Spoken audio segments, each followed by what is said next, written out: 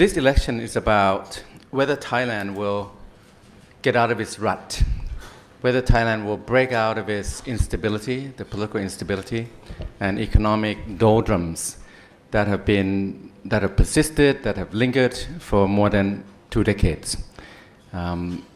Growth has slowed below 2%.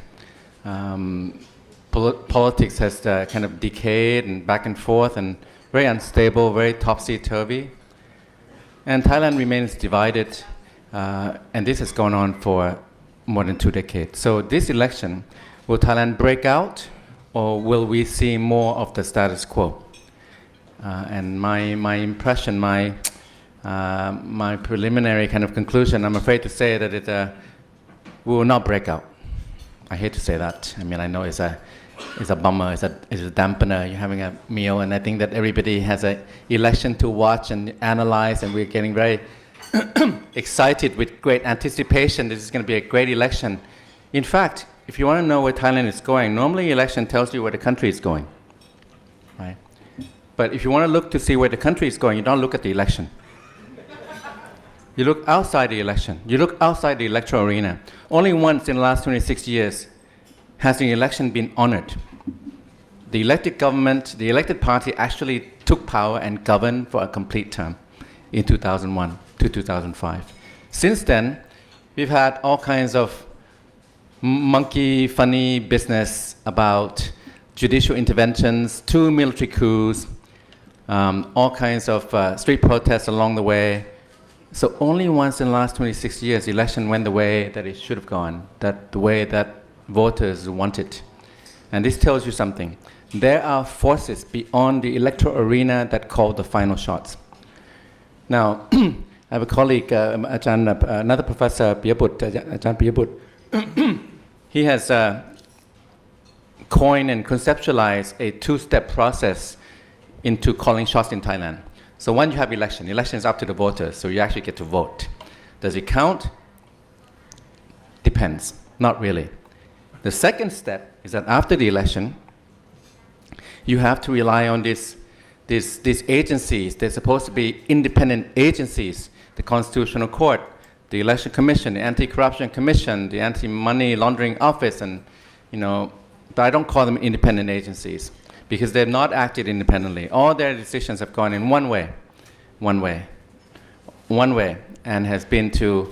that way has been to dissolve repeatedly winning parties since 2005, 2006. So I call them custodial agencies. Thai politics, Thai elections are in their custody. It depends what they want to do. So you have to vote, let's see what the results are, and we'll slice it and shape it in the way that we think it ought to be. And we've seen this repeatedly. In fact, we should not have an election this Sunday. I mean, we already had the election in May 2023. It was a very clear election, clear result. Move Forward Party won.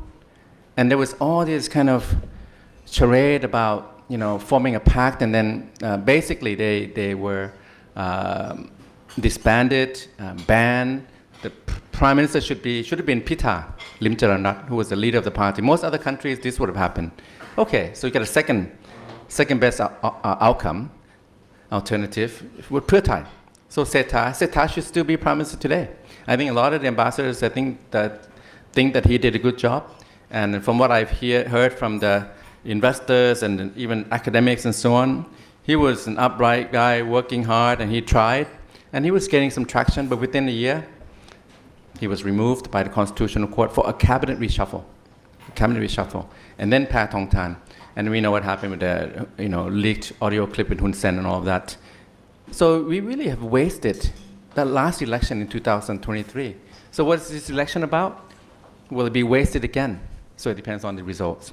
So, that's the first thing you want to know about. You want to keep in mind, there are forces beyond the electoral arena that ultimately call the shots. Some of these forces are the custodial agencies.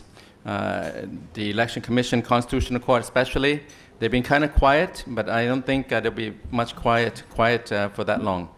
We'll soon hear from them. So having said that, the election still matters. There's going to be an election on Sunday, and it was, for political scientists, for journalists, for everyone. It's exciting to see and watch and to observe. And I mean, for us to analyze what's the turnout going to be, which party is going to get what, and so on. So it's going to be still kind of exciting. There's going to be an election on Sunday. I don't think it's going to be cancelled. I don't think it's going to be. There could be maybe some incident, perhaps before the actual polling on Sunday is getting very close. But it could still happen. I hope not. I give it a 10% chance, but it could happen to sway the momentum in the last minute. So elections still important. The incumbent party, this is a Phum Chai Thai. It's a minority government. It's a minority government led by Phum Chai Thai and Kun Anutin Chanvirakul. It has all the incumbency advantages. It has, promoted all its officials within the bureaucracy in its favor. It has a big war chest. It has a Senate kind of under supervision, and it has very powerful backing. And I think it's not lost on the minds of people who pay attention to these things that Kun Anutin is seen as having establishment backing. And I think that's on the one hand. On the other hand, he's got the nationalism, the war with Cambodia. There's a ceasefire, it's holding, but it's still fragile, still combustible. And Kun Anutin, looking back, I mean, I think he's very talented. He's a musician. He has a license to fly planes and so on. But if you look at his policy performance, and you can do some homework, and these days we can just Wikipedia in 5 minutes. You can find out how he did the vaccines procurement, how he do with that. We were very slow to get the mRNA. He was a health minister. The cannabis is kind of in limbo. It's not legal, but it's decriminalized. So you can buy it, but it's not legal. The floods in the south, the scams that he seems a bit reluctant to really fully tackle. So on the policy front, I think there's some question marks about his track record. Nevertheless, Phum Chai Thai is a party to beat because of the incumbency advantages that it has, establishment backing, being in power, the huge war chests. I think in some constituencies, the contest is very fierce to get votes, to canvass for votes. So Phum Chai Thai, I think, is still in an election from Phum Chai Thai to lose, which means that they have advantage. They have a built-in advantage for being in power, for all the powerful backing, for the war chest, the bureaucracy. They also have the backing of the custodial agencies, very important. The custodial agencies, they only dissolve one type of parties. And this would be Thai Rak Thai, it would have been Palang Prachachon in 2008, Thai Rak Thai in May 2007, Palang Prachachon in December 2008, and then Future Forward in February 2020, Move Forward in August 2024. You'll never see Phum Chai Thai get dissolved. Democrat Party did not get dissolved. So it's only one way. For those reasons, I think BJT has a lead, has an advantage, built-in advantage, and it's sort of the party that kind of had it locked in, and is a party, it has election, for it to lose. It's election for the BJT to lose. Pheu Thai, Thaksin is down, but the party is not out, which means that this is the first election that Thaksin Shinawatra does not figure in the news, in the headlines on a daily basis. He's not a mover and shaker, he's in jail. And when this happened, when he went to jail, I thought maybe the party will break up. There were some breakaway factions and some defections. And I thought, wow. But then they kind of regrouped. And I think his wife, his former wife and current wife kind of stepped up.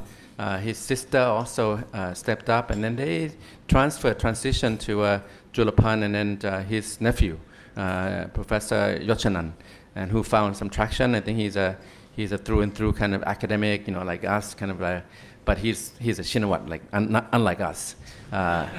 So that's a huge difference. So he's a nephew. He still has a family. It's a bloodline. And he has that family trust, and I think he has been on message, and then he gives them a kind of a fresh breath of fresh air. So they have a chance. I think they will not do as well. Phum Chai Thai got 71. This time they will get over 100. probably double that number from 71, I think, in this election, close to doubling, maybe doubling. Pheu Thai had 141. They'll be a little bit lower than that, probably. They have a war chest, and I think they're stepping up all gears, all levers. And Yochanan has some traction. They have the same old kind of populist measures, gimmicks, but they also have some industrial policies.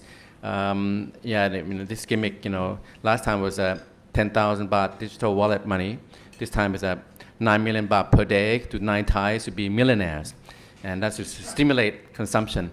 But this kind of, I'm just wondering, this kind of gimmick, the Pheu Thai base has aged since 2001. It's been 25 years.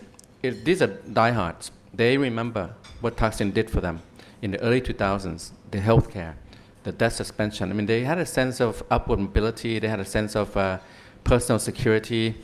So the people in the Pheu Thai base in the 50s and 60s still will vote for Pheu Thai. But a lot of them have aged. Now, the younger electorate, about 800,000 enter the fray every year. And this time, I think this year is about 2.4 million. So the younger base, I think they've got a little bit of younger base. I think they got fired up by Yochanan a little bit. But overall, I think that they will not match what they had in 2023, which was 141, but still probably over 100. Now, People's Party, this is a successor of the Move Forward Party. Always remember that all these parties, these leading parties have been dissolved time and again. And that's where you look for answers in Thailand. It's not about the elections, it's about the dissolutions. So Future Forward 2020, Move Forward 2024, now People's Party, they're polling well. And the polls now are more reliable than ever, but still not, not up to measure, up to standards compared to like advanced advanced democracy, Japan or Europe and so on. Is still some dubious, questionable sampling, and all the methods, the techniques are still questionable. But overall, I think that they become more reliable because it used to be that you can manufacture a poll, but manufactured polls became outliers as more polls were conducted. So now they're kind of gravitating towards a mainstream center. So the polls suggest that People's Party, is ahead of the pack. Now this is a little bit kind of counterfactual or counterintuitive because in 2023 they really hit their stride, and they had a lot of sparks because they were campaigning to amend the Lèse Majesté law. It was a structural reform that their agenda, with Pitha as a flamboyant and charismatic cosmopolitan leader. I mean, to this day he still is. But they cannot campaign on royal defamation law amendment anymore. The Constitutional Court, I mean, I don't know if this happens in other countries that, you can actually ban an issue from being a campaign pledge. But this has happened here, that you cannot campaign, no party can campaign on amending Lèse Majesté law, royal defamation. So they don't have that to really, propose structural reforms. So what do? They have anti-corruption, anti-scams, some equality, Thai Thao Kan, and modern Thailand, Thai Tan Lok, and have some industrial policies. But what they are geared towards is structural reforms. Apart from not having 112 to campaign with, no Pitha, have Nattapong. Nattapong at first was a lot less charismatic, homegrown, not internationalized like Pitha.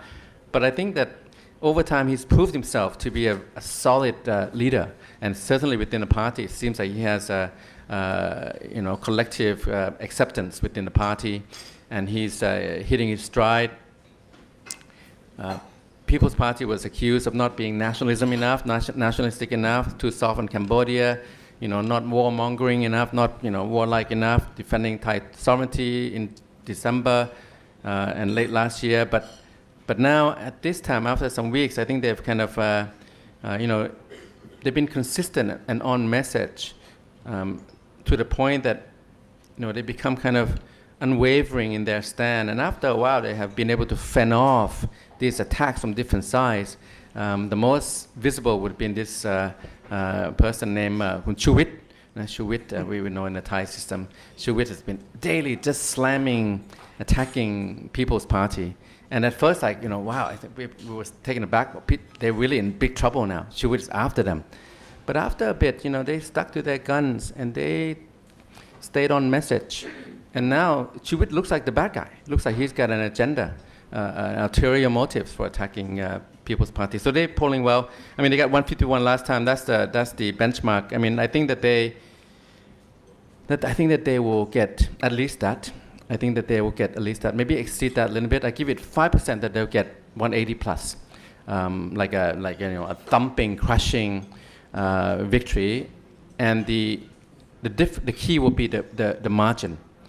If they run close to number 2, number 3, that's one scenario. If they come out on top, but if they win by 30 MP margin or 50 MP margin, then it will be difficult to deny them a chance to form a coalition government, and then we will likely see a lot of monkey business. I don't know how they, the thing about it now is like, the monkey business should already have started, but it's all quiet. It's all quiet. So I'm just thinking, what kind of cards do they have up their sleeves? Normally there would be these petitions by these so-called petitioners, but I call them like saboteurs. There are only about 5 of them, like a handful of them. They just keep petitioning about this and that, and the court accepts everything. And then, it becomes like buttons they can push, which button, who to ban, which party to dissolve. But they've been kind of low and slow and quiet on this petitioning. So it looks very ominous. It looks very ominous. If People's Party wins and wins convincingly, there's going to be tension. There will be tension. So I think that they will get 151, maybe more, a little bit more, and probably not a lot less. Their young base is still committed. I mean, they were angry with the party for voting Anutin, right, to be prime minister, government. But at that time, you don't vote for Anutin, who you can vote for? It's the other guy is Chai Kasem. Pitha was out. I mean, they only had one candidate. So now, I think that the young base is still, if you're going to vote for change and progress in Thailand, which party you're going to vote for? It's not going to be Phum Chai Thai, I'm sorry. It's not going to be these other parties. It will have to be this. This is a party of change. And they voted last time. They voted in 2019. So that's why I think that they still have the, despite the odds being stacked against them, that looks like the way that it's going to go unless we see a lot of monkey business in the interim and afterwards. So that's the main kind of thrust, and I think the coalition will be like, if you look at 2019, 2023, you get the idea. 2019, a number 2 party becomes the government, and headed by the coup maker, General Prayut, who came in second. He lasted a full term, 4 years. 2023, the winning party was not allowed to form a government, despite having a pact with Pheu Thai. So this time, I don't see how there's talk of a grand compromise that maybe, somehow they will allow People's Party to form a government of some kind if they come out on top, especially with a large margin. I have a hard time imagining that. I hope that I'm wrong. I hope that this can happen. I hope that there's some kind of compromise. But if not, we will likely get more status quo. And the status quo will be part of this build-up. The build-up has lasted 20 years. I mean, I'm sorry for all the diplomats because you don't last that long in Thailand. But this is how it works. The incumbency in Myanmar, in Thailand, in countries, what they do is they just keep you on the back foot. They keep you divided. They exhaust you, and then just stay in power. That's what we've seen in Thailand. I don't think that's tenable, but I think maybe we'll need more build-up time. Thank you. Thank you, Gorbajan. Amazing layout of the landscape.